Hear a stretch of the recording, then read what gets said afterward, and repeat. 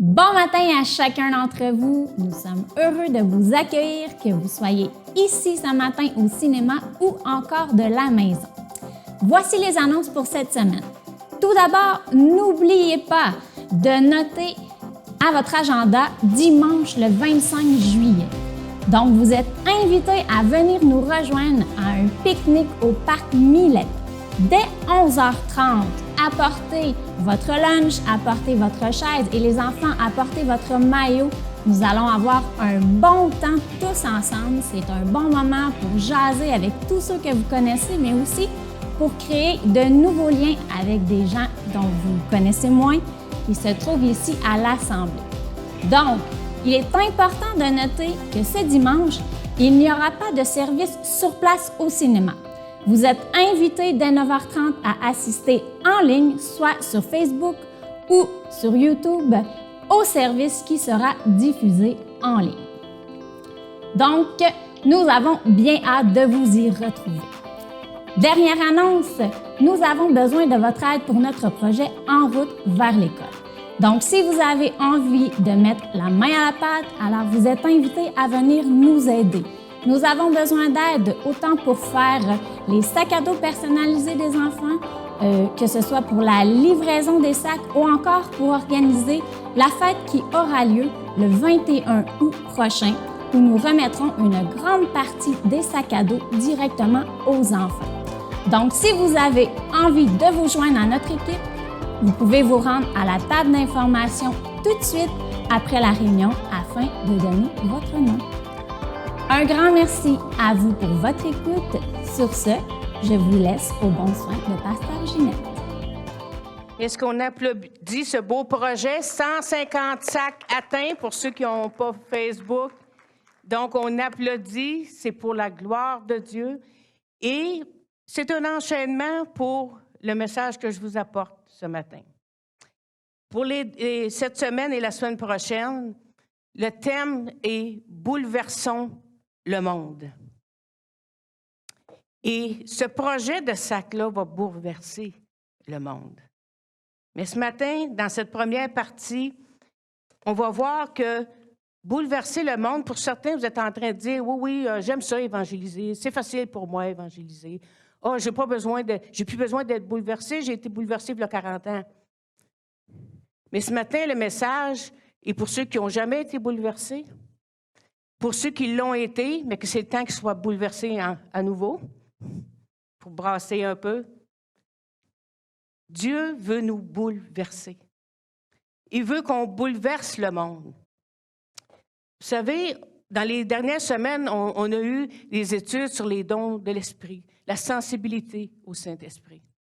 Mais vous savez, c'est un peu, ça m'a montré l'image que c'est un peu, tu sais, avec la nouvelle domotique dans les maisons, si tu rentres dans la maison, les lumières s'allument tout seules, hein, c'est le détecteur de mouvement.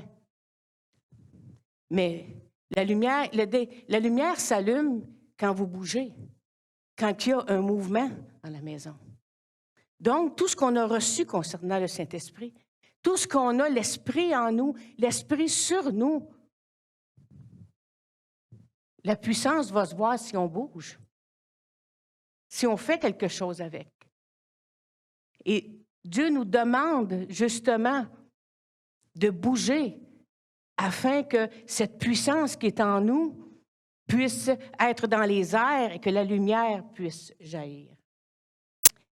Mais bouleverser, tu dis, oui, mais Ginette, bouleversée, tu ne trouves pas qu'on l'était assez dans la dernière année et demie, là? Mais je ne vous parle pas de ce bouleversement-là. On a tous été bouleversés. Dans notre vie courante depuis des années, on a tous vécu des bouleversements dans nos vies. Mais je ne vous parle pas ici de frustration. Je ne vous parle pas de déception. Je ne vous parle pas de séparation. Je vous parle d'un bouleversement très différent. On va aller, le passage que je veux vous lire au complet, et c'est là-dessus que les deux messages ont été basés. On va aller voir Actes 17, versets 1 à 9. J'ai beaucoup de versets, il y a des points que je vais aller rapidement, je vais me rendre directement au verset concerné, mais pour celui-là, on va vraiment le lire du verset 1 à 9. Paul et Silas passèrent par Amphipolis et Apollonie. Ils arrivèrent à Thessalonique où les Juifs avaient une synagogue. Paul y entra selon sa coutume. Pendant 3 sabbats, il discutait avec eux d'après les Écritures, expliquant et établissant que le Christ devait souffrir et ressusciter des morts. Et Jésus que je vous annonce, disait-il, c'est lui qui est le Christ. Quelques-uns d'entre eux furent persuadés et se joignirent à Paul et à Silas, ainsi qu'une grande multitude de Grecs craignant Dieu et beaucoup de femmes de qualité. Mais les Juifs, jaloux, prirent avec eux quelques méchants hommes de la populace, provoquèrent des attroupements et répandirent l'agitement dans la ville. Ils se portèrent à la maison de Jason et ils cherchèrent Paul et Silas pour les emmener vers le peuple. Ne les ayant pas trouvés, ils traînèrent Jason et quelques frères devant les magistrats de la ville en criant « Ces gens qui ont bouleversé le monde sont aussi venus ici. » Il y a une version qui dit « sont venus dans notre ville. » Ils ont eu le front de venir dans notre ville et de bouleverser notre monde. La version sommaire dit « Ces individus ont mis le monde entier sans dessus-dessous. » Dieu veut bouleverser votre vie. Il veut mettre votre vie sans dessus-dessous. Faites tout le geste avec moi, sans dessus-dessous. Et ce n'est pas dans le sens du bouleversement qu'on l'entend dans la société. La définition de l'expression, ça veut dire changer l'ordre des choses. Quand Dieu bouleverse notre vie, il change l'ordre des choses dans notre vie. Vous vivez de l'inquiétude, sans dessus-dessous, ça devient de la paix. Vous avez un problème de relation, l'amour est difficile, il bouleverse votre vie, sans dessus-dessous, et vous êtes capable d'aimer et de passer par-dessus l'offense. C'est ça qu'il fait quand il bouscule nos vies. J'ai vécu de l'anxiété, des crises de panique, et ça fait 46 ans que Dieu a bouleversé ma vie. Mais je peux vous dire que depuis 46 ans, il continue à bouleverser. Et si je suis ici ce matin, c'est parce qu'il l'a encore bouleversé récemment. Il a bouleversé ma vie pour ma santé, parce que je n'étais pas en santé, mais il m'a rendu en santé. Il a bouleversé ma vie parce que j'étais paralysée dans la peur il y a quelques années, mais il a bouleversé ma vie parce qu'il m'a rendu dans la paix et la confiance. C'est ça le bouleversement qui vous attend. Avant d'aller bouleverser le monde, il faut être d'abord bouleversé soi-même. OK, là, ça commence. On commence à rentrer un peu. La définition du mot, et il y a beaucoup de définitions. Naturellement, c'est mettre en désordre, introduire un brusque changement. Est-ce que c'est arrivé que Dieu a déjà fait un brusque changement dans votre vie? Je ne suis sûrement pas la seule. Les synonymes, c'est changer, révolutionner, renouveler, renverser, retourner, déconcerter, mettre sans dessus-dessous. Y a-t-il quelqu'un qui est prêt à laisser Dieu bouleverser sa vie ce matin? Amen, amen. Pour les autres, ça va venir. OK, parfait. Et Matthieu 28, vous savez, Matthieu 28 dit, allez, faites de toutes les nations des disciples et enseignez-leur à observer ce que je vous ai appris. Allez bouleverser le monde. Mais comment aller bouleverser le monde si on ne l'est pas soi-même? Et je ne parle pas du bouleversement que nous, on est en envers. Dieu remet les choses dans le bon ordre. OK? Ma question ce matin, c'est est-ce que votre vie a été bouleversée ou plus précisément, l'avez-vous laissé bouleverser votre vie? Parfois, il veut la bouleverser, mais vous refusez.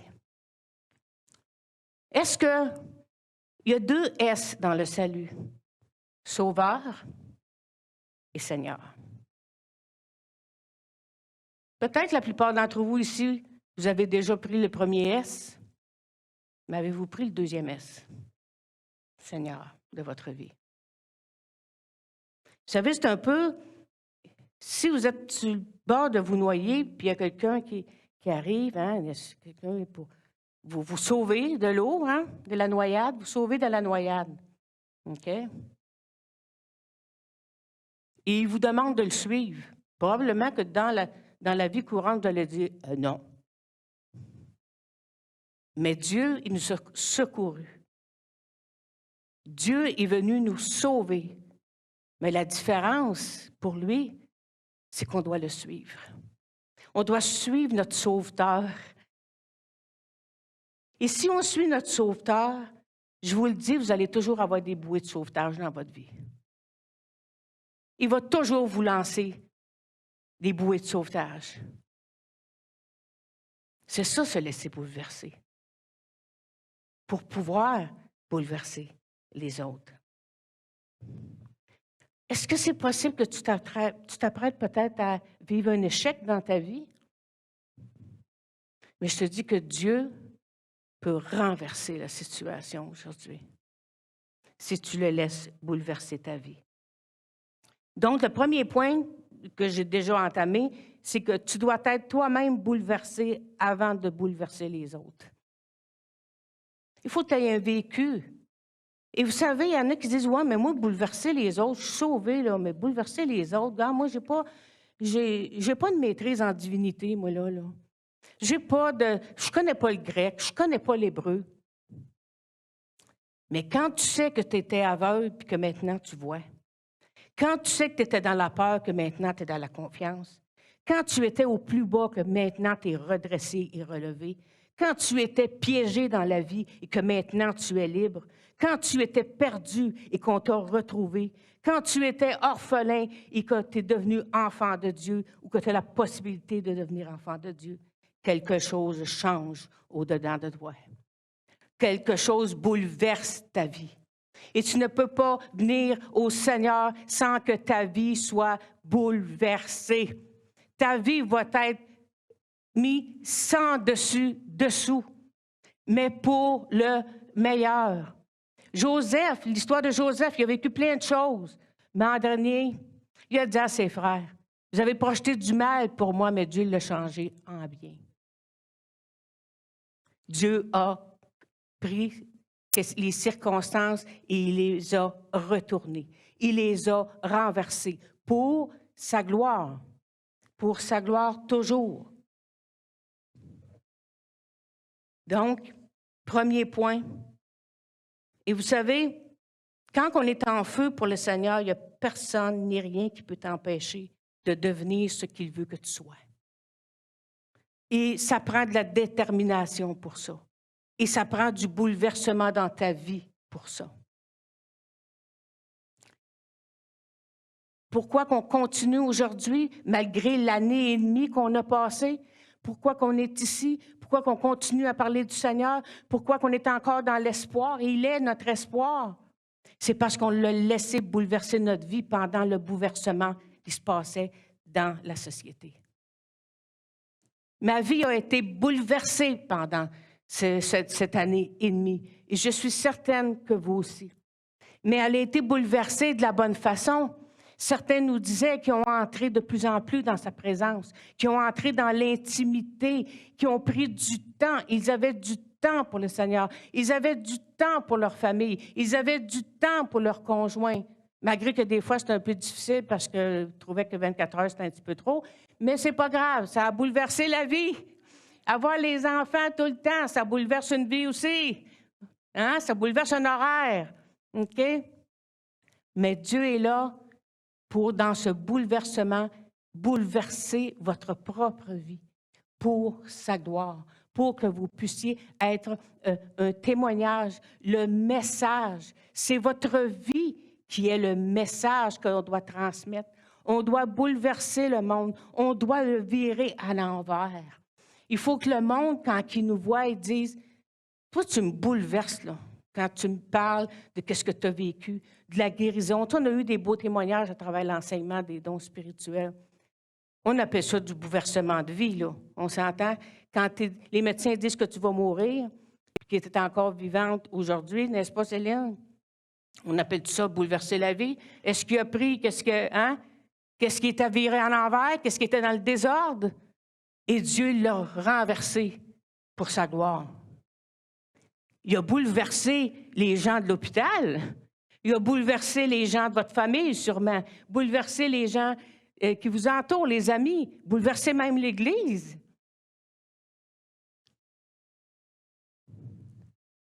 Mais c'est quand on veut vivre le bouleversement de Dieu, il faut se laisser bouleverser.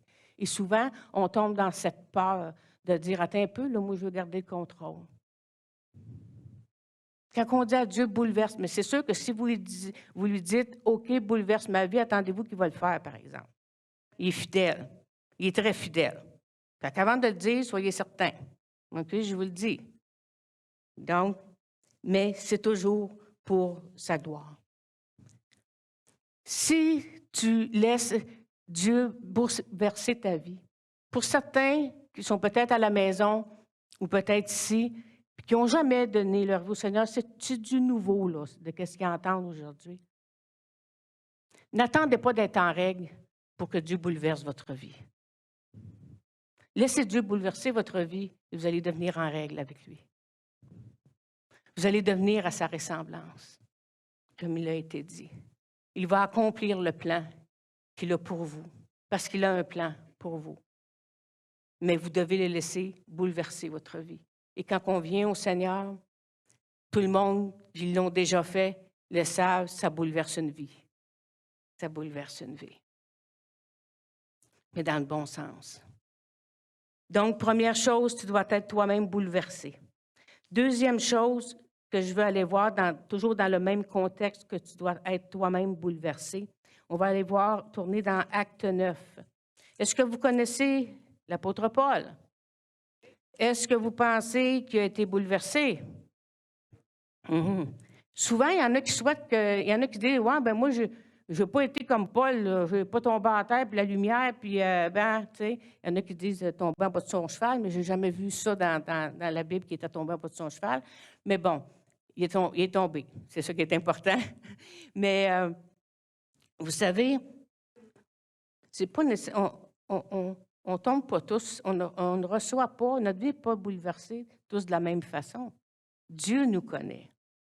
Paul, on va aller voir, comme je vous dis, je ne lirai pas vraiment tout le passage, mais je vais ressortir certains points. On va commencer au moins au verset 1. Cependant, Saul, respirant encore la menace et le meurtre contre les disciples du Seigneur, il respirait la menace. Là. Il y avait de la haine là, dans cette personne-là. Là. Se rendit chez le souverain sacrificateur et lui demanda des lettres pour les synagogues de Damas afin que s'il trouvait des partisans de la nouvelle doctrine, hommes ou femmes, il les amena liés à Jérusalem. Comme il était en chemin et qu'il approchait de Damas, tout à coup, et j'aime les tout à coup, moi. Moi, dans la parole de Dieu, les tout à coup, les soudains, attendez-vous qu'il va se passer de quoi? Il va y avoir un miracle qui va arriver, il va y avoir une délivrance qui va arriver. Le tout à coup et le soudain dans la parole de Dieu, arrêtez-vous à ce mot-là, parce que vous allez être dans l'expectative qu'il va se passer quelque chose. Tout à coup, une lumière venant du ciel resplendissant autour de lui. Il tomba par terre et il entendit une voix qui lui disait, « Saul, Saul, pourquoi me persécutes-tu? » Il répondit, « Qui es-tu, Seigneur? » Saul, qui connaissait la Torah, les 5 livres, sur le bout des doigts, lui ne connaissait pas qui es-tu, Jésus. Vous avez déjà accepté le Seigneur? Vous l'avez déjà laissé bouleverser votre vie? Mais si je vous demandais qui est Jésus pour vous, seriez-vous capable de me répondre? Vous savez probablement des choses à propos de Dieu, à propos de Jésus, à propos du Saint-Esprit. Mais est-ce que vous connaissez Dieu? Est-ce que vous connaissez Jésus?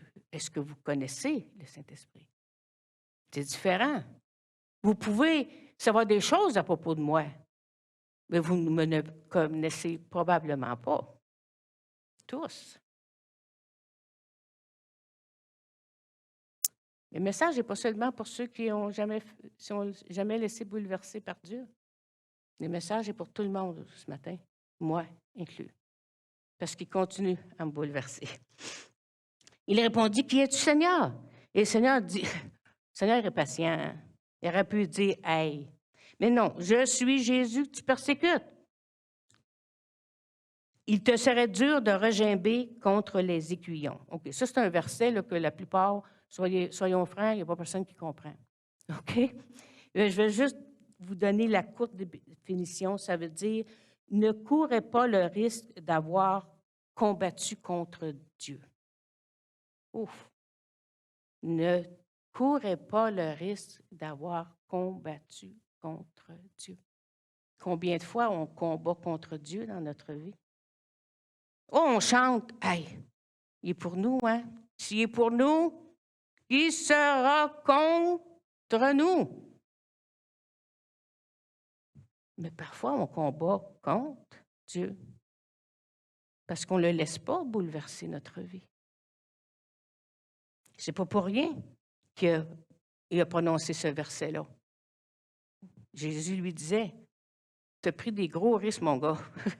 En bon québécois, tu as pris des gros risques, mon gars, en combattant contre moi. Et il continue, tremblant et saisi d'effroi. Il dit, Seigneur, que veux-tu que je fasse? Et le Seigneur lui dit, lève-toi, entre dans la ville et on dira ce que tu dois faire. Il s'est levé et il est entré dans la ville.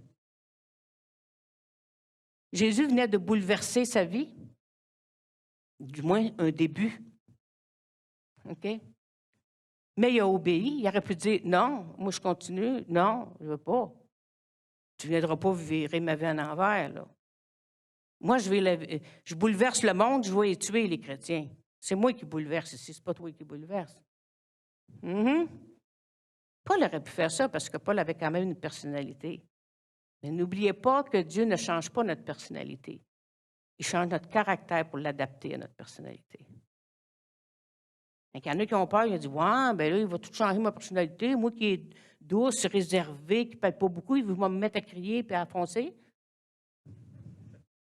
C'est possible. C'est pas moi qui décide. Je vous le dis. Moi, j'étais la personne que si j'avais pu rentrer entre la tapisserie et le chiproc, je l'aurais fait.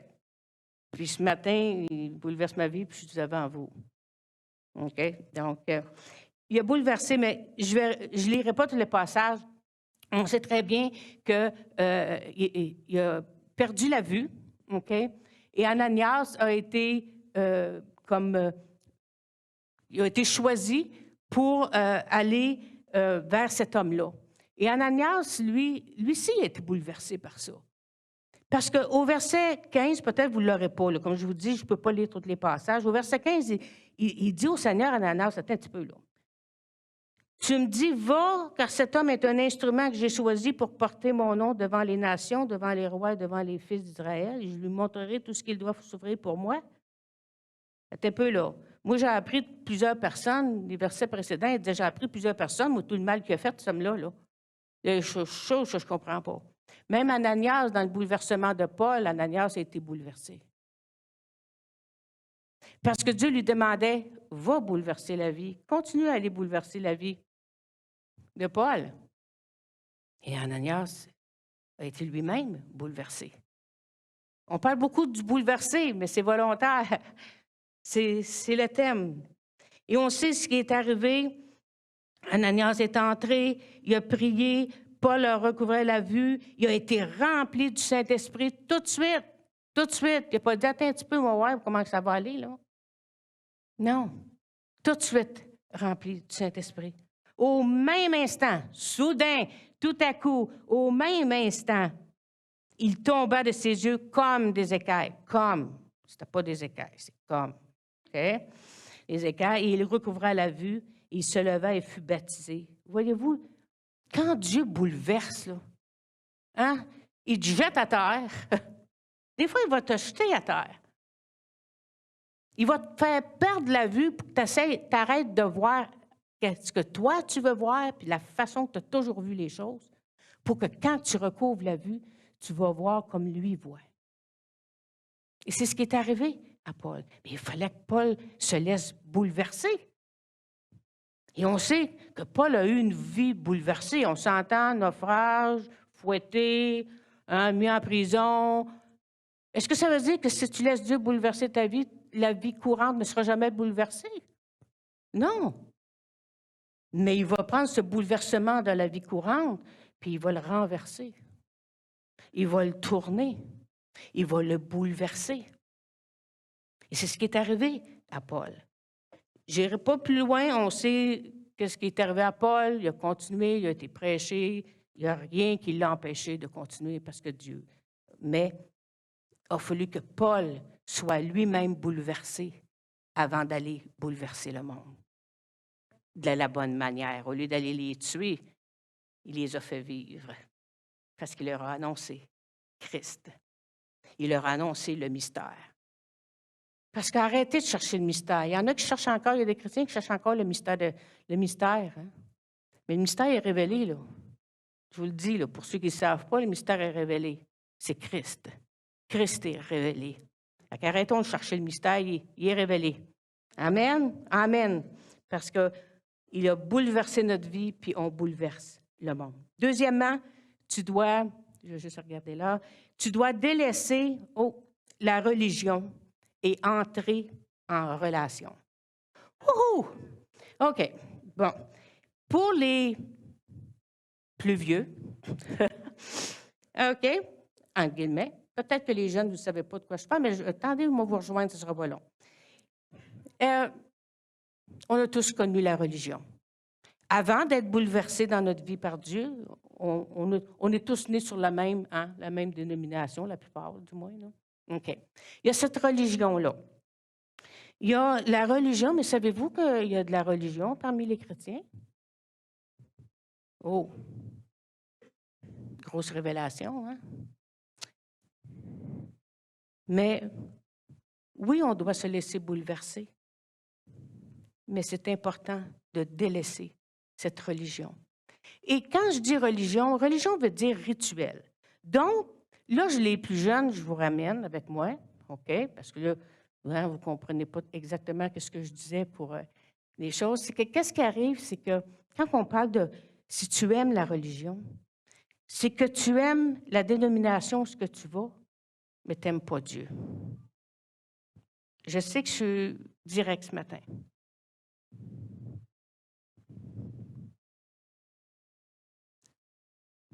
Tu veux faire les choses, mais sans lui.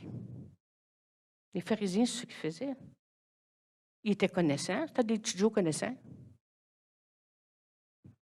Mais ils voulaient tout faire sans Dieu. On a chanté sa présence ce matin. Mais la religion, elle fonctionne sans la présence de Dieu. Mais la relation, elle fonctionne avec la présence de Dieu. Elle fonctionne avec l'intimité qu'on a avec Dieu, avec Jésus. On doit adorer notre Dieu. On doit être passionné pour son Fils. Puis on doit se laisser guider par le Saint-Esprit. C'est ça, une vie bouleversée par Dieu. Pour les jeunes, bon, il y a eu du hockey récemment, apparemment. OK? Qui est déçu, là, présentement? Y a-t-il quelqu'un qui a bouleversé sa vie, là, le hockey? Ah, soyez francs, là. Il y en a qui sont déçus, là, que les Canadiens n'aient pas gagné, là. Soyez francs, là. OK? Un peu. C'est ça. Mais on est déçus pareil. Parce que souvent, dans les reportages, les journalistes disent « Ah, on aime tellement les Canadiens que c'est la deuxième religion du Québec. » OK. Et on voit les attroupements, les rassemblements qu'il y a eu, sont bouleversés, puis ils bouleversent bien des affaires à cause des vitres même. OK? Mais si cet même engouement pour les Canadiens, ils l'avaient pour Dieu, wow! Wow! On briserait des chaînes, hein? On en scorerait des buts. Amen. Amen. Hein? On en scorerait des buts. Il y en aurait des âmes sauvées. On gagnerait. On serait certain. On est certain de la victoire avec Dieu. Mais voyez-vous, c'est ça. En mots simples, je n'irai pas plus loin dans la religion. On a tous connu un peu le légaliste. OK? Légaliste, c'est fonctionner juste par la loi. Mais vous savez, l'Évangile, l'Évangile seul, la parole de Dieu, c'est la vérité. On doit marcher par l'amour, mais si on marche juste par l'amour, ça devient de la tolérance. OK? La vérité, la parole de Dieu tout seul, c'est la vérité.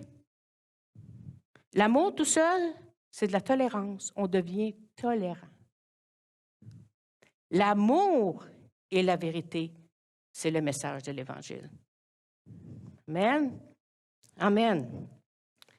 Donc, combien d'entre nous, on a fait des choses pour Dieu, pour lui, on le faisait pour lui. C'est pas parce qu'on avait une mauvaise intention, là.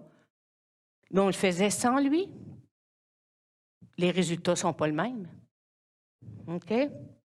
Combien d'entre nous, on est prêt à aller accomplir de grandes choses pour Dieu, mais il ne nous a jamais demandé de le faire? Ça bouleverse une vie. Si tu arrives le matin et tu dis, bon, je vais aller faire ça aujourd'hui, je vais aller faire du bien. Je vais aller faire du bien aujourd'hui. Le Seigneur dit non. Tu n'iras pas là. Comment ça, tu n'iras pas là? Je l'ai reçu dans la prière hier, je suis certaine. Non, tu n'iras pas là. Tu l'as peut-être reçu hier, mais un matin, c'est non. Un matin, je viens bouleverser ta vie, là. C'est moi qui mène. Combien d'entre nous, on a vécu ça, on a tous vécu ça, peu importe le pourquoi, que ce soit les plus petites choses.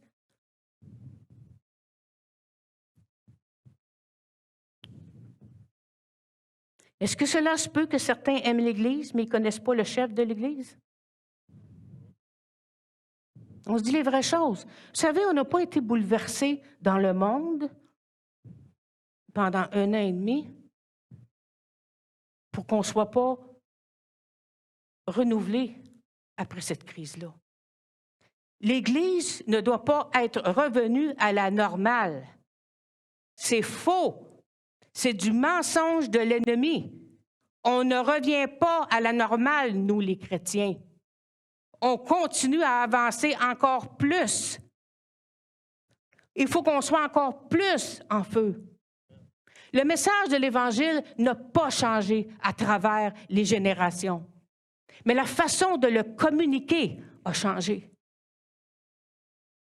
On ne revient pas à la normale. Là, je vous le dis, je ne veux pas entendre ça. Puis Dieu non plus. Parce que s'il entend ça, il va bouleverser votre vie. Puis il va vous dire, non, vous n'êtes pas revenu à la normale. Vous êtes revenu plus fort. Vous avez eu des combats dans votre couple pendant cette pandémie. Bien, vous allez revenir un couple encore plus fort pour le Seigneur.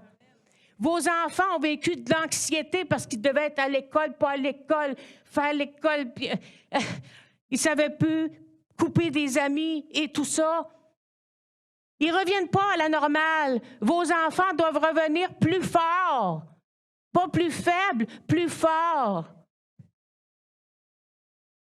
Vous avez vécu de la maladie, des choses. Il y en a qui l'ont eu, le COVID. Il y en a qui ont eu des grippes. Mais vous ne revenez pas à la normale. Vous revenez plus fort. Parce qu'avec ce témoignage-là, vous allez bouleverser le monde. Et c'est ça le but. 3e point. J'ai le temps, je m'en viens bonne. Normalement, c'est comme Pasteur Ken disait l'autre semaine, c'est plus difficile de savoir de quoi qu'on dit pas que de savoir qu'est-ce qu'on dit. Donc, un autre point avant de passer au point 3, au dernier point d'aujourd'hui, il y a une autre comparaison que j'aimerais vous apporter pour quelqu'un peut-être qui se dit, ouais, moi, l'histoire de bouleverser, renverser, puis tout retourner, je t'entends, là, mais je ne suis pas sûre de comprendre. Je vais vous donner une autre analogie, OK? C'est l'action de labourer. OK? On n'est pas tous des cultivateurs, mais on sait quand même, on connaît le mot labourer. OK? Écoutez bien la définition de labourer. Dieu veut labourer nos vies. OK?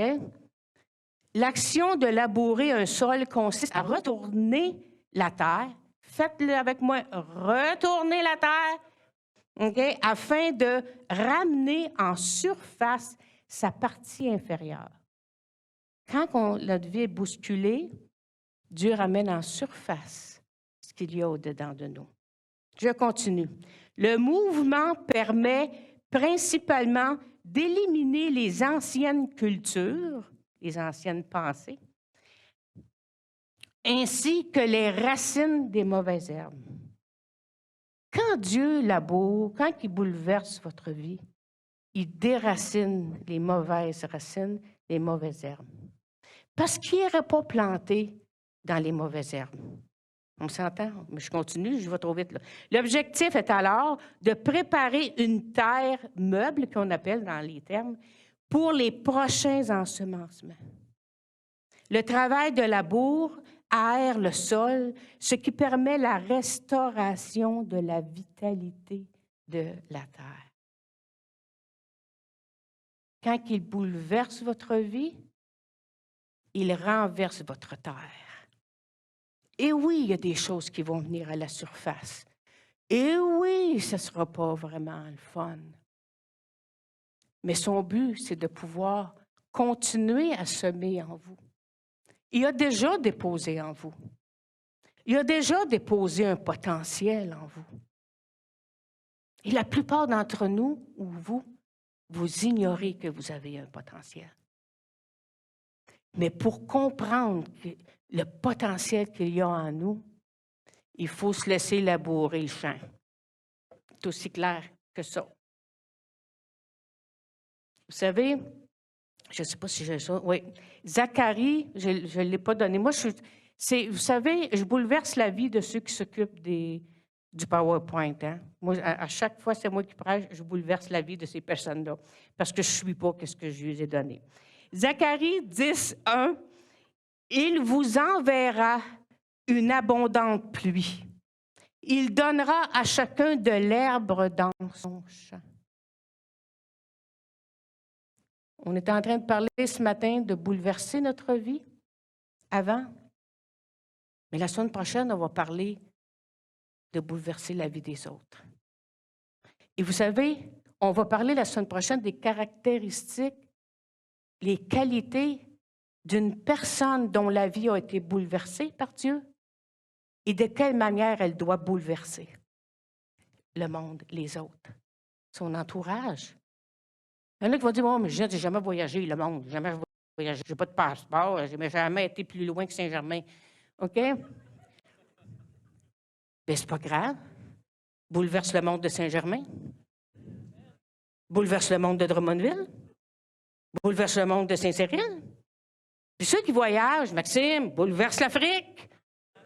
Bouleverse, il est en train de bouleverser le monde de l'Afrique, là.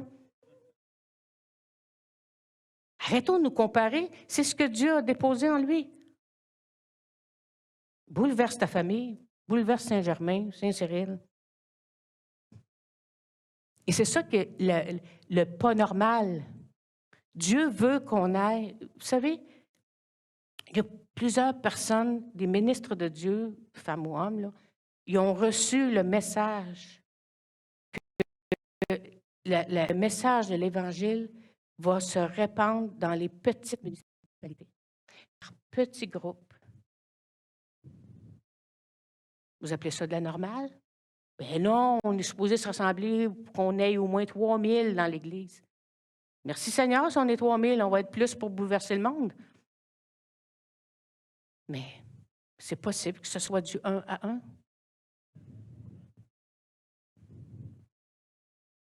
savez, dernièrement, Dieu a bouleversé ma vie parce que, écoutez, là, je vais vous le dire, dites-le pas à personne, j'ai 67 ans.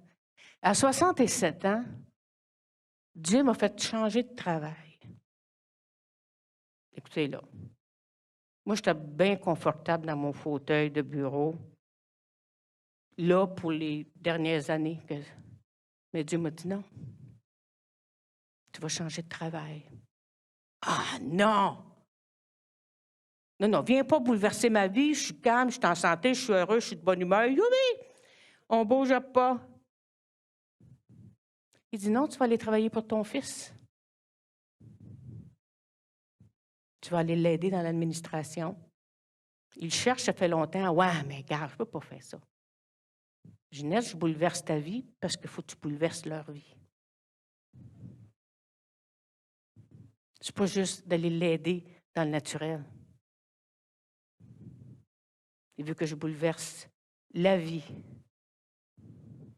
de mon fils, de mes fils, parce qu'ils sont tous les deux à Sherbrooke. Puis, j'ai les conditions les plus extraordinaires qu'il n'y a pas. Parce que je l'ai laissé bouleverser ma vie. Fait que, je vous le dis, il n'y a pas d'âge. Que vous pensiez que vous êtes trop jeune ou que vous pensiez que vous êtes trop vieux, Dieu continue à bouleverser votre vie. Peut-être pas une bonne nouvelle pour vous, là, mais je vous le dis pareil. Je vous le dis pareil, peu importe l'âge. Donc, il va y avoir un champ. Et la semaine prochaine, on va regarder ça. Il nous donne un champ. Il nous donne des pluies abondantes. Mais c'est pour quelque chose. Les mêmes qualités qu'il nous donne pour bouleverser notre vie, parce que notre vie a été bouleversée par ses qualités à lui. Ces mêmes qualités-là, on va les prendre pour bouleverser le monde. On va voir ça ensemble la semaine prochaine. Et je suis dans mon temps. Hé là là, merci Seigneur. Donc, le dernier point. Hein, je répète, premier point, avant d'aller bouleverser les autres, sois bouleversé toi-même. On a vu avec Paul. On voit aussi le troisième point, c'est tu dois délaisser ton indépendance. Mes petits indépendants, là, mes petites indépendantes, là, que moi, je fais ce que je veux dans la vie, puis il n'y a pas personne. Puis moi, je ne compte pas sur personne. Puis, hein? Non, je vais me débrouiller tout seul. Tu es dans le trouble, tu ne le dis pas à personne. Tu vas te débrouiller tout seul. Hein? Moi, le faire tout seul. OK? On va aller voir Acte 5, versets 1 à 11. Encore là, je vais résumer le passage. C'est le passage de Pierre. OK, Acte 5. Attendez, je suis dans la bonne, voilà.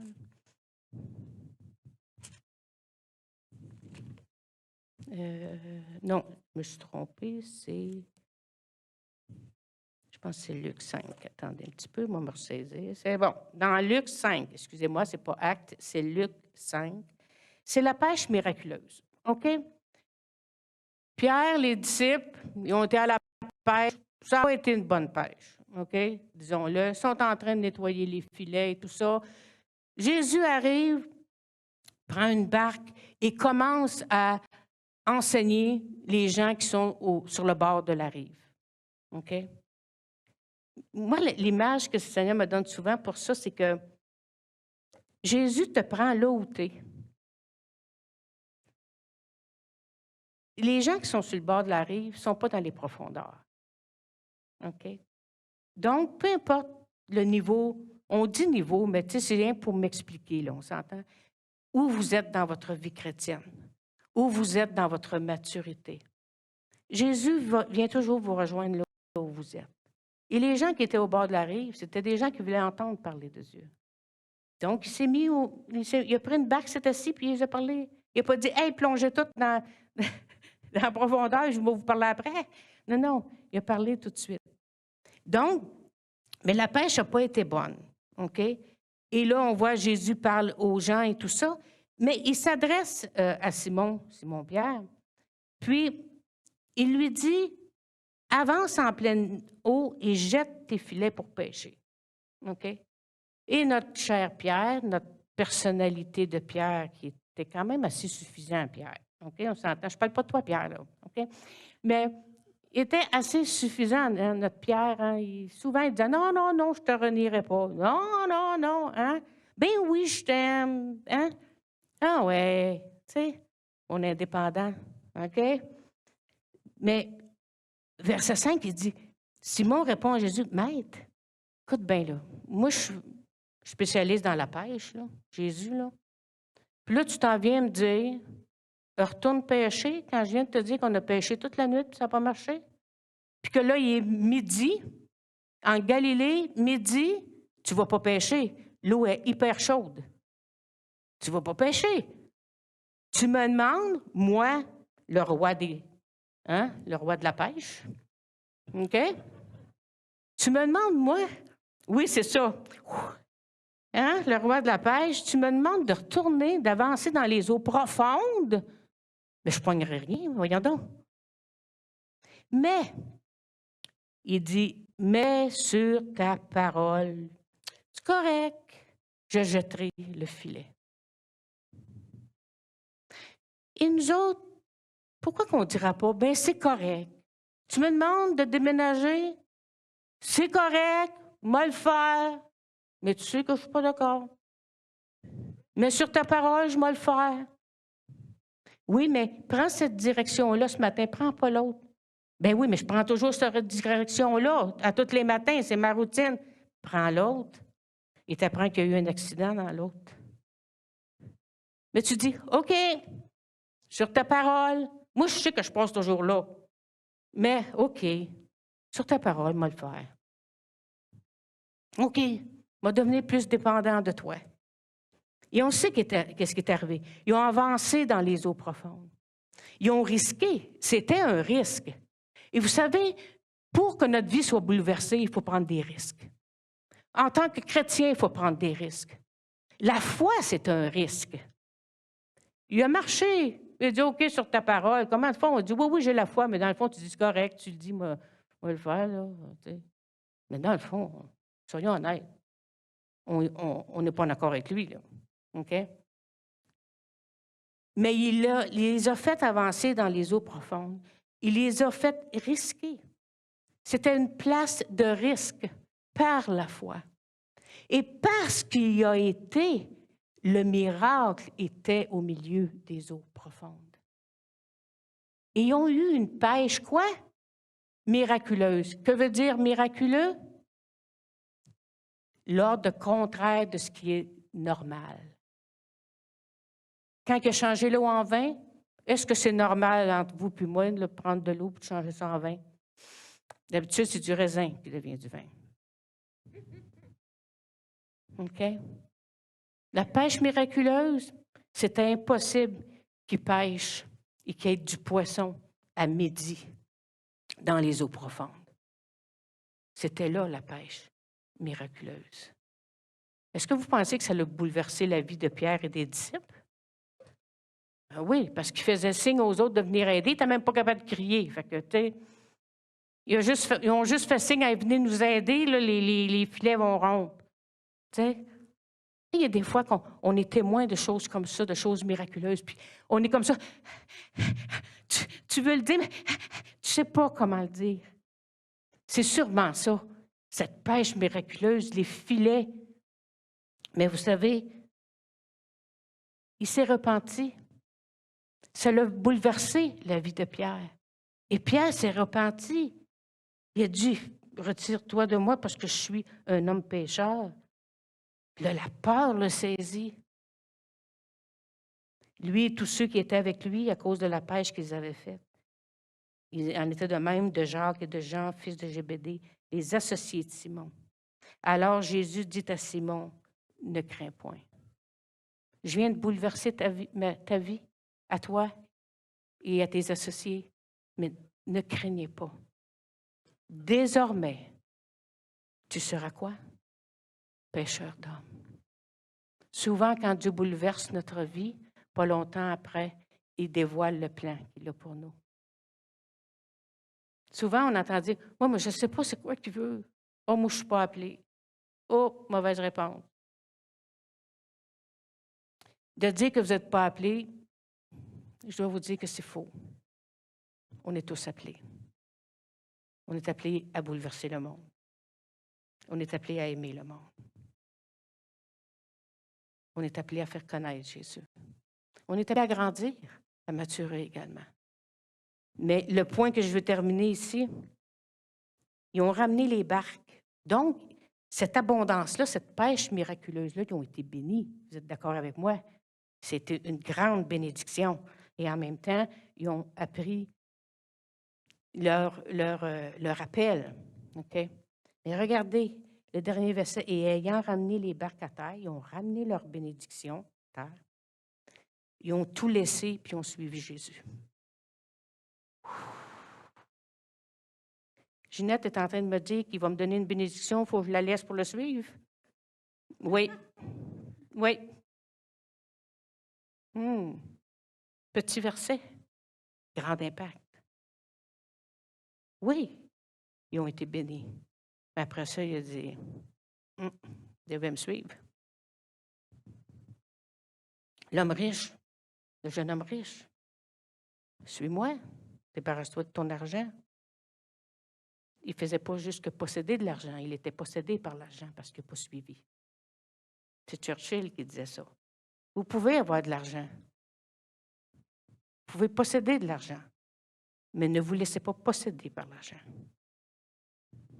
Et ici, ils ne se sont pas laissés posséder par la bénédiction. Ils ont suivi Jésus. Hein, l'indépendance a cassé ici, hein?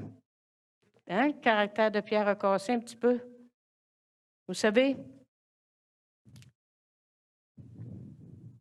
moi, j'ai signé ma déclaration de dépendance et j'ai déchiré celle de l'indépendance. À chaque matin, je prends ma déclaration de dépendance à Dieu. Et je dis, aujourd'hui, je dépends de toi. Ma vie dépend de toi. Tu veux la bouleverser? Bouleverse-la, mais fais attention, pas trop des fois. Je lui parle. Moi, je suis très transparente, moi. Tu sais. Mais bouleverse-la. Moi, je suis dépendante de toi. Je suis dépendante de toi. Moi, je ne veux plus vivre dans l'indépendance. Parce que la dépendance à Dieu t'amène à la liberté. Mais ton indépendance t'amène dans les chaînes. Tu es lié par ton orgueil. Tu es lié par beaucoup de choses. Mais quand tu es dépendant à Dieu, tu es libre. C'est ça la vraie liberté en Christ. Beaucoup d'enfants de Dieu ne connaissent pas c'est quoi la liberté en Christ. Ils ne connaissent pas c'est quoi la joie de Dieu. Ce n'est pas juste d'avoir le beau sourire. La joie de Dieu, c'est notre force. C'est quelque chose qui est là, qui est à l'intérieur. Mais c'est la même chose pour la dépendance à Dieu. Et plus tu es dépendant à Dieu, plus tu es dans sa présence, plus tu deviens dépendant à Dieu. Et moins tu veux sortir de sa présence. Tout se passe dans sa présence. Un matin, la présence de Dieu est tangible. La présence de Dieu est ici ce matin. On a regardé vraiment « Bouleversons le monde ». Donc, ce matin, je m'adresse à des gens ici ou à la maison. Peut-être que vous êtes encore en pyjama à la maison. Peut-être que vous êtes sur le patio avec un bon café. Mais vous n'avez jamais laissé Dieu bouleverser votre vie. Parce que, soit par ignorance, parce que vous n'avez jamais entendu parler, ou soit parce que donner votre vie à Jésus pour vous, c'était vraiment quelque chose d'incompréhensible. Mais je vous dis que si vous laissez Dieu bouleverser votre vie ne sera plus jamais la même. Et surtout, votre vie ne sera plus jamais normale. Vous allez passer de la vie ordinaire à une vie extraordinaire. Parce qu'il a fait de nous des gens ordinaires, il a fait de nous des gens extraordinaires. Et c'est pour ça qu'on va être capable d'aller bouleverser le monde. On va faire une prière pour les gens que c'est la première fois et qu'ils ont envie de laisser Dieu bouleverser leur vie parce qu'ils sont fatigués d'être bouleversés par la vie. Ils sont fatigués d'être indépendants. Ils veulent se reposer sur quelqu'un. Ils veulent déposer leur fardeau à quelqu'un. Ils sont fatigués. Que ce soit par la maladie, que ce soit par le travail, peu importe. Dieu veut bouleverser votre vie.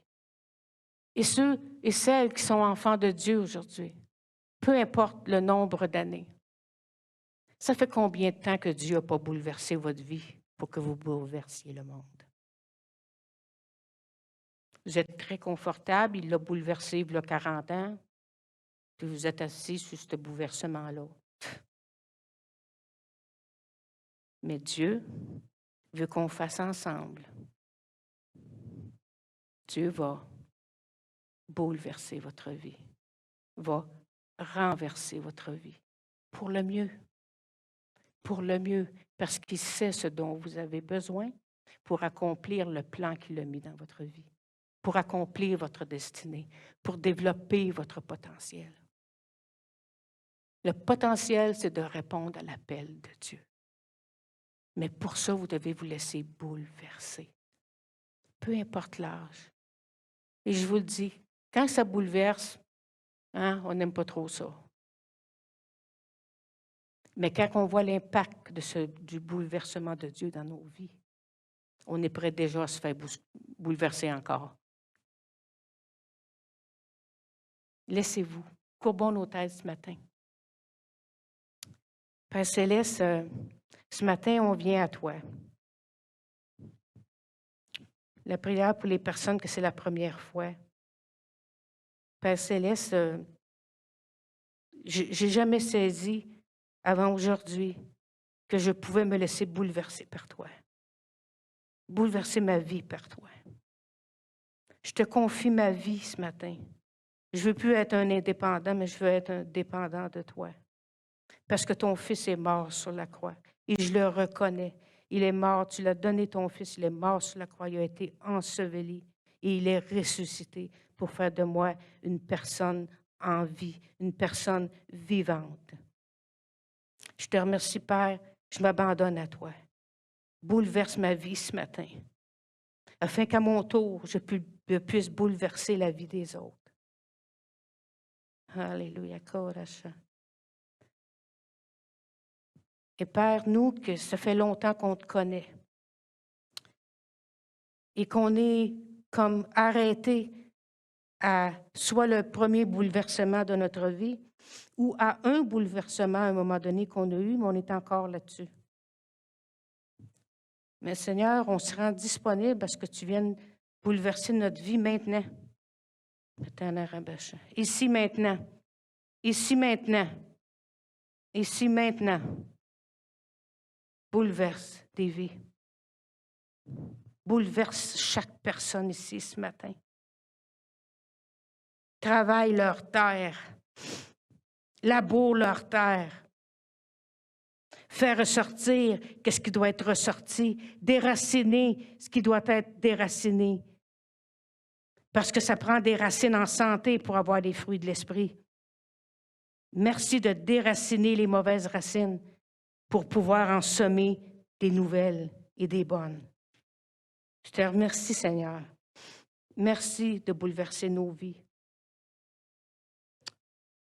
Merci, Seigneur, de ta présence. Merci de nous avoir choisis. On va terminer dans l'atmosphère de l'esprit.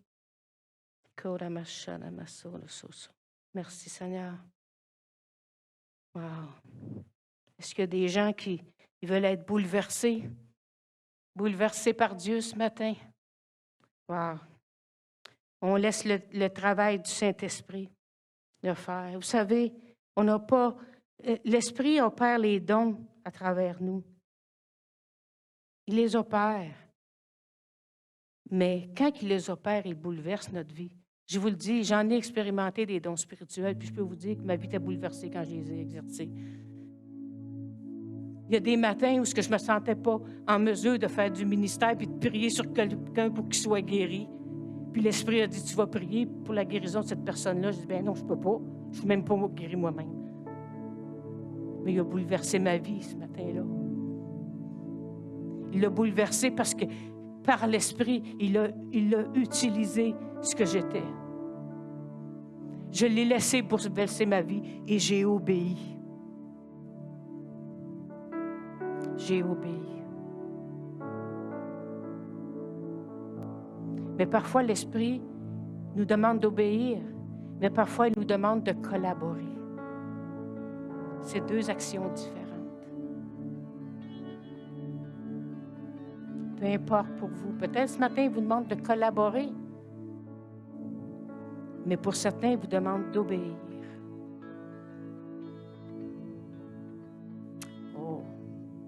Seigneur travaille les cœurs ce matin. Il est en train de labourer la terre. La terre, c'est votre cœur. Laissez-le labourer. Laissez-le bouleverser votre terre. Parce que il a un champ pour vous. Il va vous donner de l'herbe pour ce champ. Et la semaine prochaine, on va voir comment on va l'utiliser. On va voir qu'est-ce qu'il nous a donné par notre propre bouleversement, ce qu'il nous a donné pour bouleverser les autres. Passez une bonne semaine. Que le Seigneur vous bénisse. N'oubliez pas, laissez-vous bouleverser avant de bouleverser le monde. Bon dimanche.